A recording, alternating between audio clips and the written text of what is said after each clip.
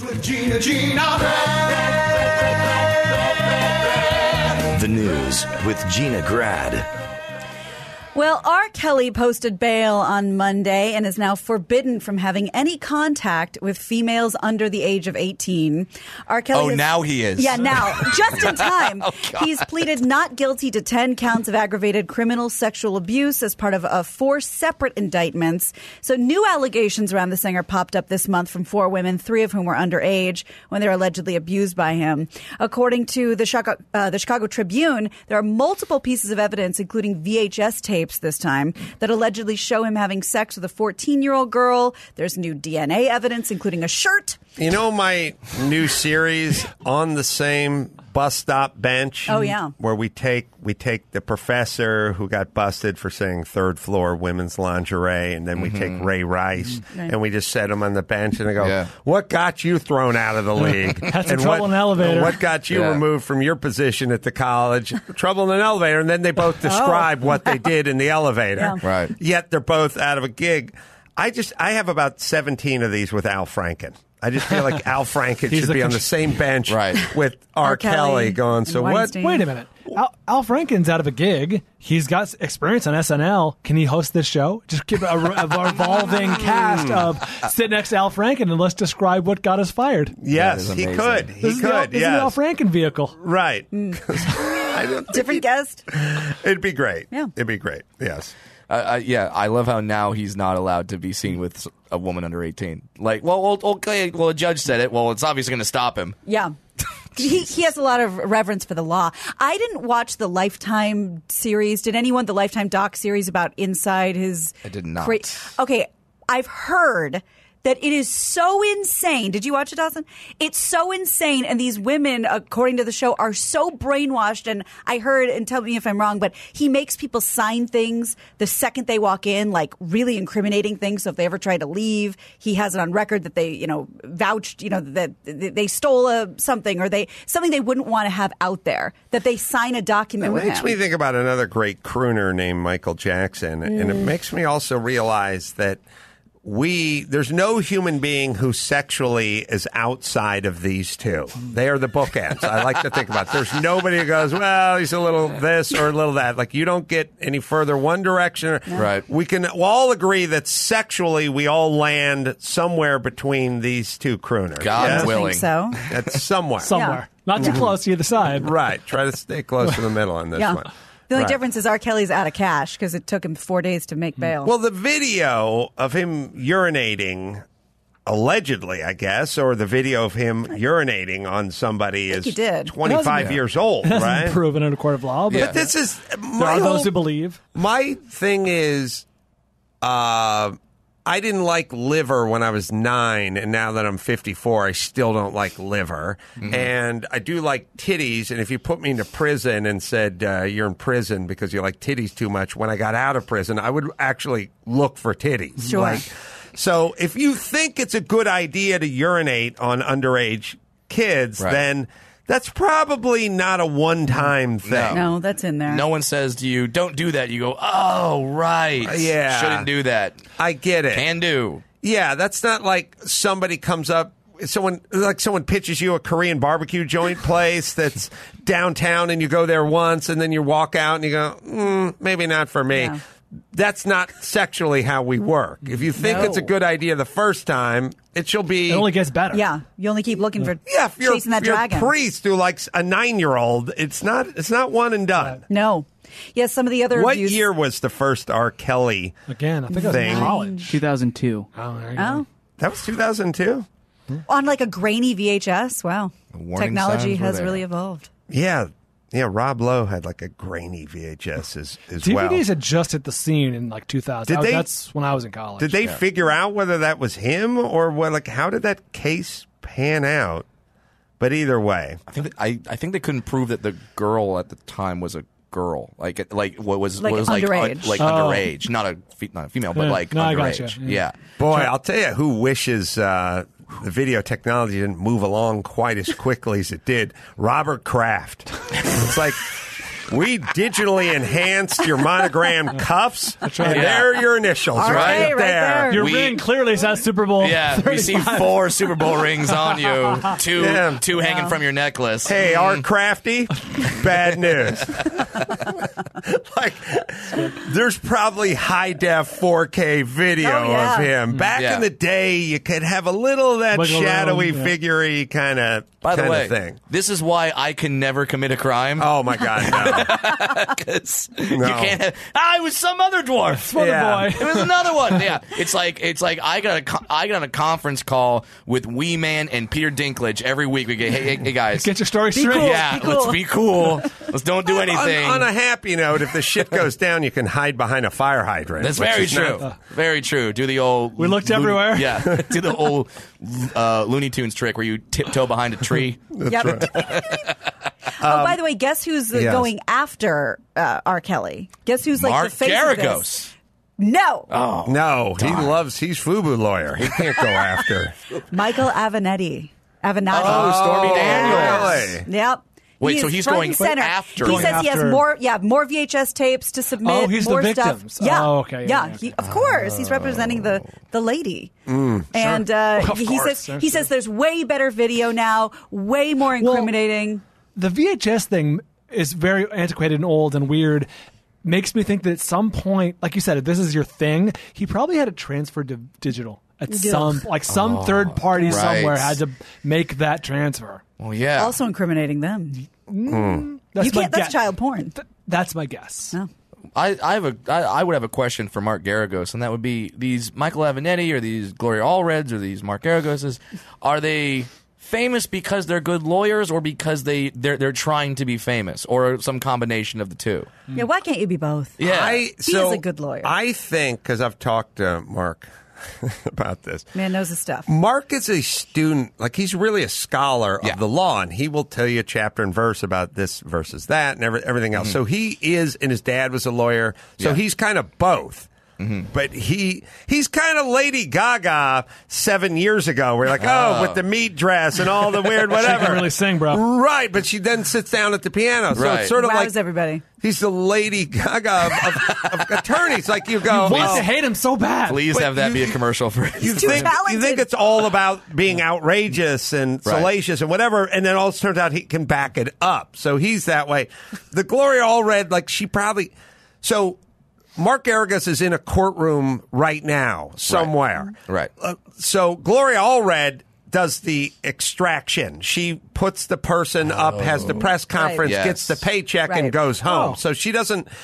The thing about the courtroom is sort of like the weight room. It's like you got to get in there, Get your- and most get your of the, reps. most of the attorneys will go. She hasn't been inside a courtroom for 30 years, That's which my means you question. lose that muscle. When do you think the last time Mr. Gloria Allred saw the inside of a courtroom?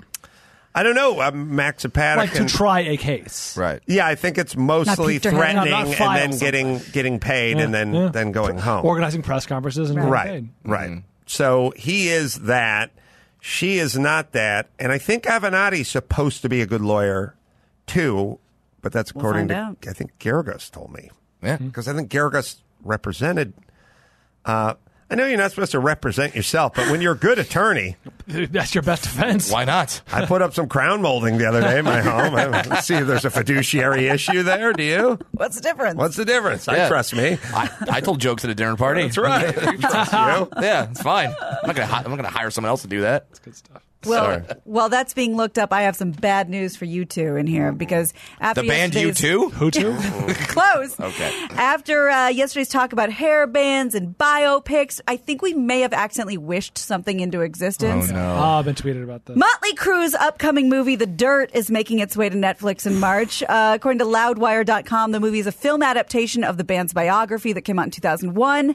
And it was originally going to be released through Paramount, who did Bohemian Rhapsody and has Elton John's Rocket Man. But they didn't want him to be so edgy. They wanted Motley Crue to kind of sugarcoat some things, and they weren't interested. So Netflix says, make the movie, make the edgy, crazy It might movie. be good. It might be fun. I'm not writing these off as a Yeah. whole. I'm Yeah. simply saying, get ready. The floodgates floodgates are are opening. open. March 22nd. David Lee Roth is Yeah. kicking down the floodgates right now as we speak. Yes. I've read this book. That is It's supposed to be great. Yeah, amazing book. If they do half the stuff.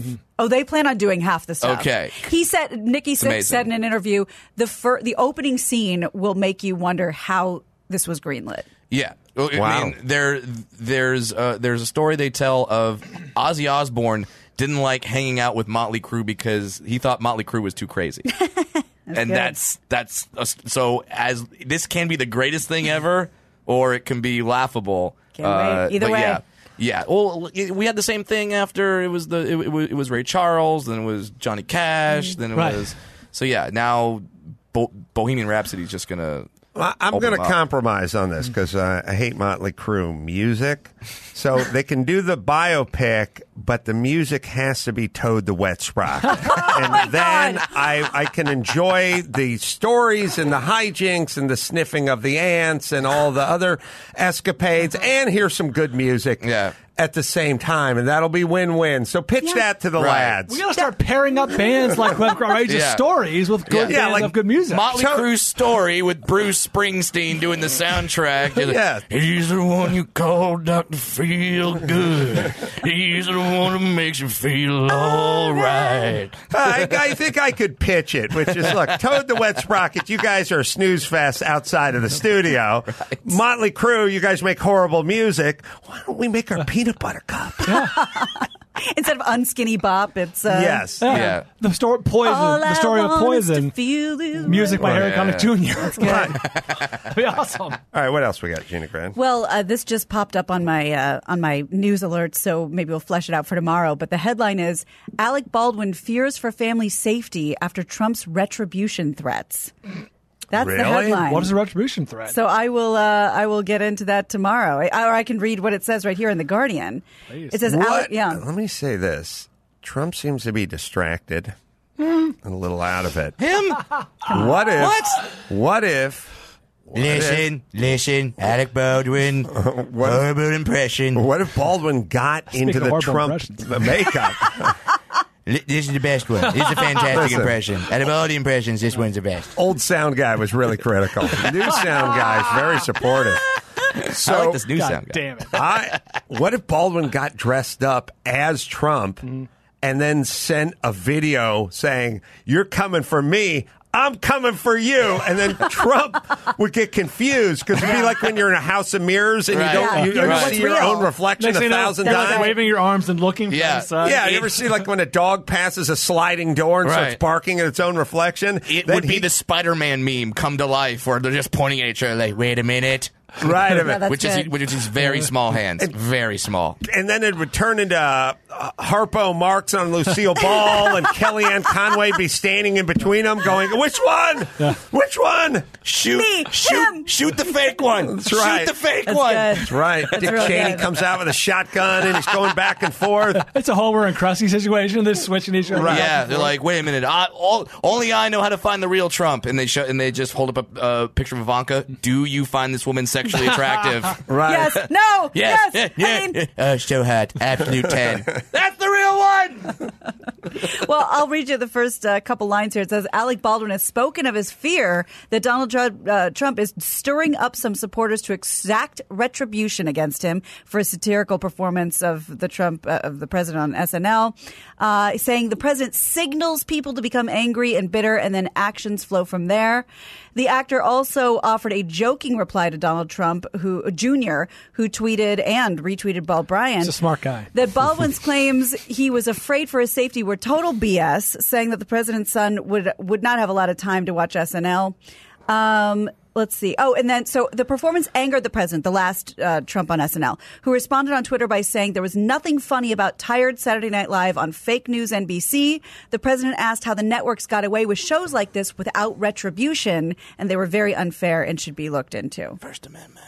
He says that every week, doesn't he? And now Alec has something to say about it. He loves it. Yeah, I think they both probably love it, right? Yes, this is a self-perpetuating machine. Are they working in tandem? So he said they're benefiting from this. He said without retribution. That was probably the difference. What is that?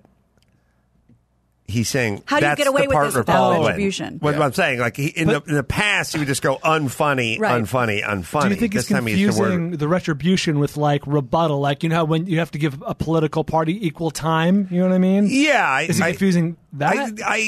I'm assuming that's what he means. I'm assuming that's what he means. Yeah, not retribution like a flogging, like a rebuttal, Right. a response. Like Corleone style. Right. Maybe that's what Alex is afraid of. Horrible movie. Hated The Godfather. Jerry Seinfeld has sued the classic car dealer that sold him a rare Porsche that might be a fake, according to TMZ. That's the car right there. And did you hear about this? You remember that? No, Porsche, You don't Seinfeld know. cars? No, why? What? Well, you Porsches, might- are they making a car now? I You know might they have made a s- mountain bike. Yeah. They make luggage. Oh, Are that's they sick. branching into automobiles now? Yeah. jackets. Well, in 2013, the Who's comedian... this young open micer named Sinfield? Or what's his name? Steinfeld. Steinfeld has got Steinfeld. enough to buy one of these new Porsche Yeah. Oh, cars? the Jew in comedy? That'll never work. Yeah, something. I know nothing True about grit. it. All right. This. I've been Well, then following this R. hopefully you'll Kelly be thing able pretty to. closely. Good. Hopefully you'll be able to give us some insight because the comedian bought it in 2013. He thought it was a 1958 Porsche Carrera Speedster from the European Collectibles, and he bought it for $1.2 What million. year did you say? He bought it in 2013. He thought it was a 1958 Porsche. Yeah, 356 probably. Spider or Speedster, whatever. Yes. And so 3 years later, he auctioned it for $1.54. The winning bidder is FICA Frio Limited. They sued Seinfeld, claiming the Porsche's certification was fake.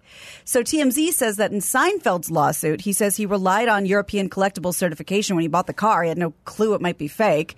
And in the documents, Jerry says he doesn't know if the FICA Frio Limited's allegations about Porsche is true or not, or if they're just looking for publicity, if they're trying to, start a dust up. He said it should be sorted out between the two of them, but he's suing to get European collectibles to cover the damage if they find out it's a fake. I like the Seinfeld episode better where they were trapped in the Chinese restaurant, personally. Couldn't find their car in the Yeah. lot. That was a little better. It's a 356 Speedster. Sounds like a show about something. And there's no real victims here because one guy's got $1 million car and the other guy's can cut $1 million check for $1 million car at an auction. Yeah. So we don't have to worry. We don't have to wear any pins on our lapels. Does this kind of stuff happen is it common? How easy is it to fake something I was going like to say, that? because the initial sale obviously was vetted to some degree. Well, it's so as these cars, so a 356 Porsche,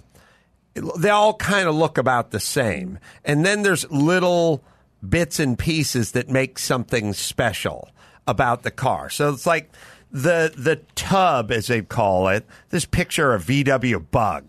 The VW Bug just rolled off the assembly line, and then some of them had a twin cam motor in it, a very expensive twin cam, and they only did 100 of those units or 100 convertibles. Like if you take a Ferrari Daytona is $550,000 to $650,000. They made 1,200 of them, but they only made 100 convertibles, and the convertibles are $2.2 million. So what if you could take your roof off of your Daytona? Right. This is and how more- would we know if you you did a very good job of removing the roof from your Daytona, and then you get back to records and stamps and engine. So there are things like if you have and if that $2.2 million Ferrari convertible Daytona Spider, they would call it, has an engine block and the serial number on the engine block doesn't match the one that's on the chassis, then we got another issue because it's not an original engine. So there's a lot of checking numbers and authenticating and going through old pictures and things of that nature because back when everything was cheap, nobody really cared. The car was just a car. Now we're getting into the millions of dollars, and of course, there's going to be some forgery going on and tomfoolery. Oh, as chicanery. Well. Yes. Some might even say shenanigans. Yeah. Sold at Gooding and Company at Amelia shit. Island, 2016. Yeah. So it's a 1500 GS. Yeah. So I guess if you were really good at swapping engines or sanding out serial numbers and stamping in new serial numbers. And also, a lot of this stuff was made in the 50s and the 60s. There are companies like Lamborghini. They didn't keep very good records. They didn't really care. They wrote stuff down by hand. They didn't have computers and everything, and a lot of this stuff just got filed away. So it's hard to tell. There's always sort of the detectives that are on the case, but it's hard to authenticate everything. Can you imagine those two detectives talking like? One guy is in like the special victims unit, and he's got to see the worst crimes committed by humanity. The guy's like, stop together. Yeah. The other guy's got like, yeah, I totally understand. You saw that kid raped and murdered. I got to go talk to Jerry Seinfeld about his fake Porsche. You Tell know, him it's not worth $3 million. It's worth 2.2. It's the grind, problems, man. buddy. It's the grind. I don't know how I go home to my wife at night knowing that I had to tell a rich Jewish comedian that his $3.5 million Porsche was only worth $2 million. I could tell her, but she wouldn't understand. Yeah, that's all. And then you have to authenticate the history. Like, I'm looking at a car now, and it's like, did Paul Newman drive it 3 times? Didn't he drive it? How many the times? guy says he did. Easy. 3 I'll times. do the Well, sound effects around here. 3 times, fool. but Where's that other sound guy? Damn it. where's the logbook? Like, how do we know? How do we authenticate? Like, yeah, there's a lot of that. This in is that shaping up to business. be more of a pain in the ass than I thought it was. Yeah, well, Just eyeball it? Yeah, it looks all right. Seinfeld didn't do anything No, because no. obviously he's just buying it, but Yeah. he's the Right. deep pockets in this Yep. equation. The Sure. car authenticators, that guy makes $60,000 a year, and you want to sue him for $5 million. Good luck. This guy, Seinfeld, will always go to where the deep pockets are. Yeah, it's when the stock boy drops an egg on the ground and you slip on it. You don't sue the stock boy. You sue Ralph's. Right. Completely. Even if you're in a Gelson's because you're that litigious. I really hate Ralph's. I really hate Ralph. Well, this one might be interesting to get into with Vinny at some point because experts in the UK say that, quote, by far and away, the most serious eating disorder is the obesity epidemic, which is now impinging on our armed forces. What's happening? Well, this is being proved by reports from the Scottish Sun that Britain's latest fighter planes had to be fitted with modified ejector seats due to the pilots putting on so much weight. And now experts are recommending that the escape hatches on submarines should be widened to ensure service members can fit through. What better motivator is there than, hey, the ejector seat, the escape hatch, one size. This One is what I size, thought yeah. about your cop vest, your bulletproof vest. Yeah.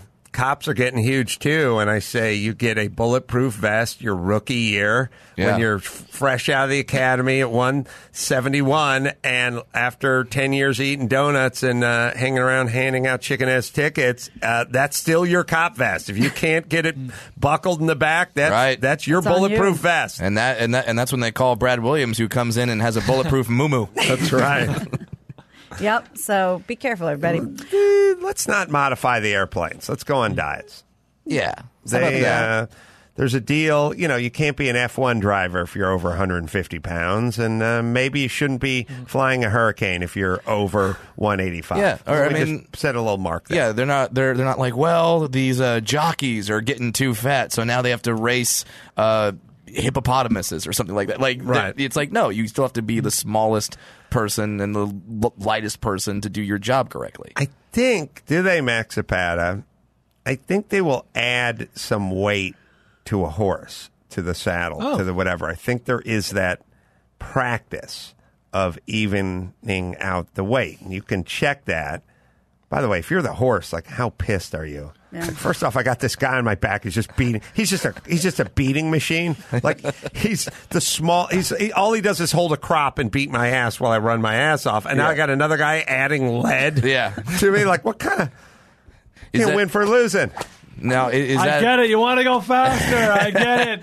is that like putting the weighted donut on the bat and then swinging it before you go face the pitcher? Like the horse runs with weights, and then when I think No, I it's think to they make it stay. fair. I think they stay on to get it even. They will add weights to cars sometimes in certain forms of automotive racing as well. We'll see if they add them to horses. But back to that, my rule for horse racing is you use the crop and you beat the crap out of your horse as much as you like. But if you're in the lead, you don't get to do it. I want to see if this works. So then the horses are like, oh, if I'm winning, I don't get I get a beat. break. Yeah. Yeah. And it gives you more incentive to get up front. And then also, I can do a little scientific experiment and figure out if it works. Because some guys do it a lot and some guys don't really do it at all. And then I can't really figure out whether it works on the horse or not. It's a good experiment. Right. So what happens is the jockey weighs himself with all of his gear, and then to make it fair, they add weights in the saddle. So that was then overall. completely wrong. Yeah. Okay. So Why'd you bother? Yeah. I'm not. You're right. Yeah, I'm You're right. telling you that. Yeah. You're right. So they do. God, that horse has to be miserable. Oh, so every horse has an even thing? The Wow. same weight on their back. Yeah. The advantage would be bigger horse then, stronger and less weight added. Right. By the way- they don't. Wait, they don't weigh the horse. No, they weigh the jockeys in their gear. Yeah, they don't. That was a total weight, like with the car. No, Okay. that'd be okay. too hard. But they will go the jockey and whatever the payload is. It's the same. Now I don't like the lead part. I want it to be like gold coins, Doubloons? And then they win the because it coins. seems like we're doing something now. You know what I mean? Yeah. Like I got these doubloons and the other guys want them and I they're gotta coming get after them to me. Yeah. Yeah, Hey, speaking of horse racing, because we haven't. and whoever wins gets to keep the doubloons. Oh, There you go. there's a minute for everybody. That's the purse. That's the purse.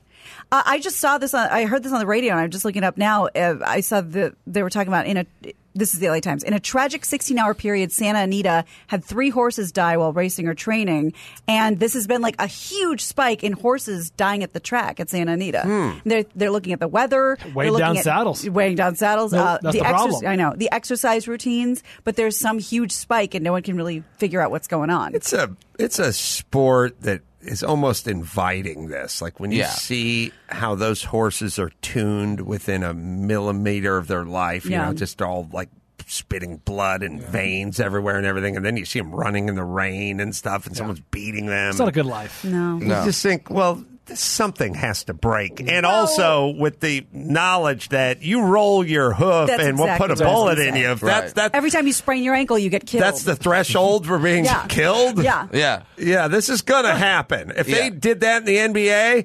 teams could not feel the team after the midseason. Am I right, Brian? You're absolutely right. Am I right? Thank God they don't. Thank God they've stopped. Oh, look it up. It's getting ridiculous. Oh, look it Google up. it. Hand to Google God. it. Hand to God. Hand to God. All right, one more, Gina Grad. All right. Well, speaking of Vinny, this is something that will make him go insane. Papa John's is adding another pizza to the menu. This week, the pizza chain announced it would add hot honey chicken and waffles pizza to the menu this year. According to Papa John's, the pizza will be All topped right, with any budding fighter pilots, please listen to what I have to say. Please hear me out. Yes. It's crispy chicken, waffle crumbles, bacon cheese, and spicy honey. They're also teasing an un-pizza. That's just pizza toppings.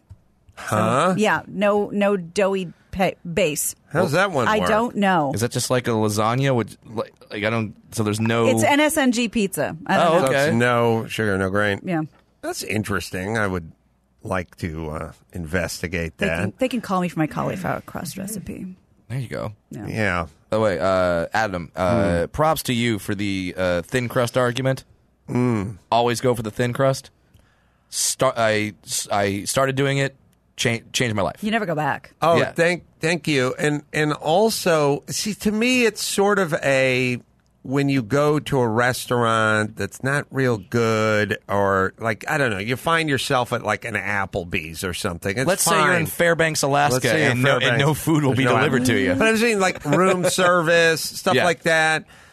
Don't get the lobster mac and cheese. Just get the burger. Just get Yeah. the regular burger because Basic. they'll not screw that up, is Right. my feeling. And my feeling with the thin crust is if you're going to Pizza Hut or Papa John's or whatever, and you don't want them to screw it up, then have less for them to screw up, which is the crust. Just Yeah. go thin, and the toppings will be the toppings, the cheese will be the cheese, and it'll be much more enjoyable. To the point where if you're a snob and you don't like Domino's, you get the thin crust Domino's, you will enjoy it. Yeah. That's what I have You to want say about that. chicken and waffles on your pizza. Make sure it's on a thin crust. Boy, do That's I. right. Food is getting so caloric, and the price remains. It is Scary. everything is insanely cheap. So of course The quality, of course, has to go down. there's a sort of lard collision course we're on here, which is By the way, great reality show. lard collision. course. Comes on after Wipeout. Start in Japan. They tried to do an American Ninja Warrior. They found out that they couldn't do any of the obstacles, so now it's the Lard Collision Course. So it's really where we're at, which is, hey, people who are not so well educated when it comes to health because the government's created a pyramid that's all screwed up. You can essentially eat for free. Hey, poor people, you can eat for free. It's going to be the worst thing you ever put in you, and you're just going to keep getting fatter, but all your friends will get fatter too, so you won't really notice. Which is it is so true how much that works, which is, just think about a friend of yours that's fit. Just think about a fit friend of yours. And when you go out to dinner with that fit friend of yours, you order differently than out with the other friend of yours. Well, we all know the couples who have gained weight together. Oh, yeah. That's the reason. It's a true cliche. Yeah, right. And at the same token, we all know the couples that have lost weight together because now they're both doing it and they're both influencing each other. Mm-hmm. All right, let's bring it home, GinaGrad. You got it. I'm GinaGrad, and that's the news. I never knew adults would be this stupid. Gina.